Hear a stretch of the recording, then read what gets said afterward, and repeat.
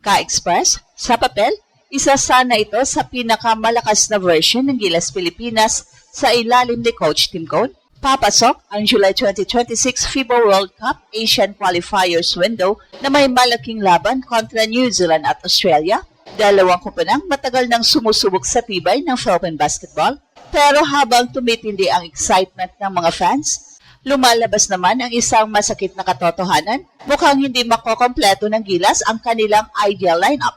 Ang pinakamalaking pangalan na posibleng wala ay si Kai Sotto. Kahit nakabalik na siya sa aksyon matapos ang kanyang ACL injury, ilang ulat ang nagsasabing patuloy pa rin minomonitor ang kanyang kondisyon at mas pinili ng kampo niya na maging maingat sa kanyang pagbabalik. Nung mga nakaraang windows, malinaw na inilagay ng SBP at ng kanyang handlers ang kanyang long-term recovery bilang pangunahing priority. At hindi lang si Kai ang usapin, si Kevin Kiambao naman ay patuloy na nakatuon sa kanyang NBA dream. May mga ulat na muli siyang pupunta sa US upang mag-training at maghanap ng opportunity sa NBA Summer League at iba pang professional workouts. Samantala, lumalabas din ang posibilidad na hindi rin makakalaro si Jumar Fajardo dahil sa schedule conflicts, load management concerns at pangangailangan protektahan ang kanyang katawan matapos ang mabigat na commitment sa club basketball. At kung sakaling mawala sina Kai Sotto, KQ at Junmar Fajardo, malaking dagok ito sa depth ng Gilas. Pero ang tanong ngayon, sapat pa rin ba ang natitirang pwersa ng Pilipinas para gulatin ang New Zealand at Australia? At yan ang ating susuriin. Well, kung may isang bagay na napatunayan ng Gilas sa panahon ni Coach Tim Cone, ito ay kakayahan niyang makipagsabayan kahit kulang ang personnel. Pero aminin natin, ibang usapan kapag mawawala sina Kai Sotto, Kevin Kiambao at Junmar Fajardo. Si Kai ang tanging tunay na 7-footer ng Gilas na kayang magbigay ng irreturn protection, shot blocking at vertical spacing. Sa mga nakaraang laban kontra New Zealand, malinaw na naramdaman ng Gilas ang kakulangan ng isang dominanting interior presence. Sa katunayan, nang harapin ng Gilas ang tall blocks ng February window, isa sa mga pangunahing problema ay ang kakulangan ng laki sa ilalim habang wala si Kai. Kapag naroon si Kai, nag-iiba ang depensa ng kalaban. Hindi basta-basta nakapag-drive ang mga guards. Hindi rin komportable ang mga big men sa paint. Ang simpleng presensya niya ay nagbabago ng spacing at decision-making ng kalaban. Pero dahil patuloy pa rin ang kanyang recovery process at may malaking usapin tungkol sa kanyang long-term development at NBA aspirations, maraming indikasyon na hindi pa siya isusugal sa mga laban na maaring maglagay sa kanya sa panganib ng panibagong injury. Sunod naman si KQ sa ilalim ng sistema ni Coach Tim. Si KQ ang naging isa sa pinakamahalagang modern forwards ng bansa. Kaya niya ang magdala ng bola, gumawa ng play, mag-rebound at tumira mula sa labas. Hindi madaling palitan ng isang player na kayang gawin ang napakaraming bagay sa loob ng court. Pero habang papalapit ang NBA Summer League season at iba pang international opportunities, malinaw nakatutok si KQ sa pinakamalaking pangarap ng kanyang karera, ang makapasok sa NBA ecosystem.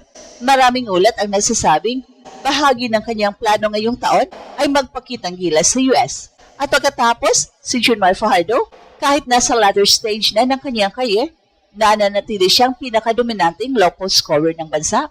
Siya ang nagbibigay ng stability kapag bumabagal ang opensa ng Gilas. Kapag wala si Junmar, nawawala ang automatic inside scoring na matagal ng sandigan ng national team. Well, sa madaling salita, kung mawawala ang tatlong ito, hindi lang talento ang mawawala. Mawawala ang rim protection, mawawala ang playmaking forward, mawawala ang low post anchor. At yun ang dahilan kung bakit napakalaking hamon ang paparating na July window para sa Gilas. Pero kahit mabigat ang pagkawala ni Kai, KQ at Junmar, hindi ibig sabihin nito na wala ng laban ang Gilas kontra New Zealand at Australia.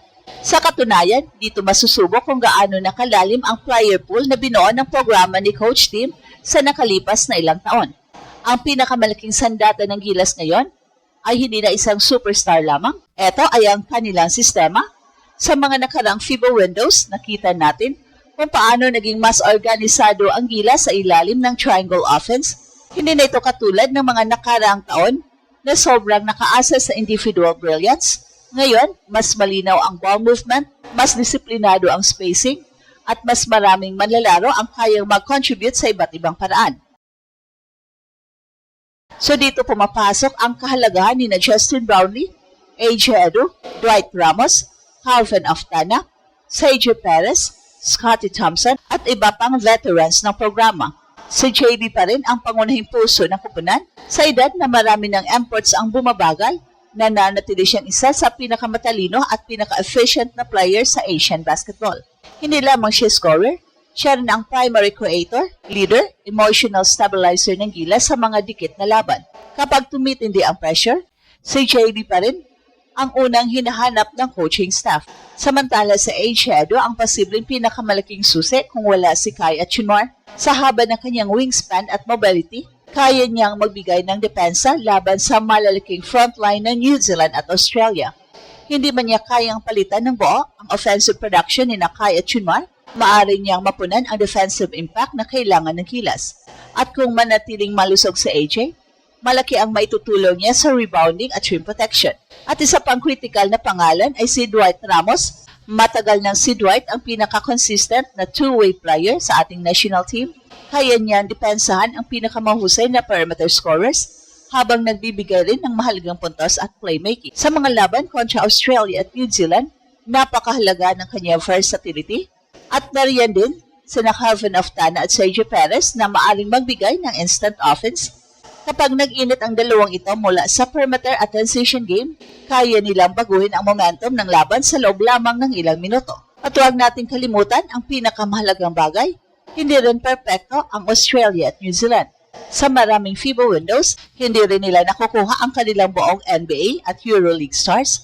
Madalas ay gumagamit sila ng available professional players mula sa kanilang domestic leagues at development programs. So, ibig sabihin, hindi lamang Pilipinas ang may problema sa availability. Ang tunay na laban ay kung sino ang mas handa sa araw ng laro.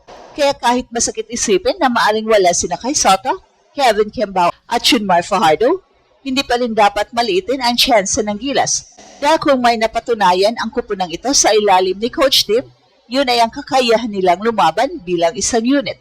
At kung mag-click ang chemistry, nina Brownlee, Edu, Ramos, Aftana, Perez, Thompson at iba pang miyembro ng pool, may pagkakataon talinggulatin ng Pilipinas ang dalawang pinakamalalaking basketball powers ng Oceania. So ang tanong ngayon, kung sakaling wala nga sina Kai, KQ at Chinmar sa July window, sino ang dapat umangat bilang bagong bayani ng Gilas laban sa New Zealand at Australia? At ito ang Express Info kung saan bawat kwento ginulat ang mundo. Don't forget to like and subscribe.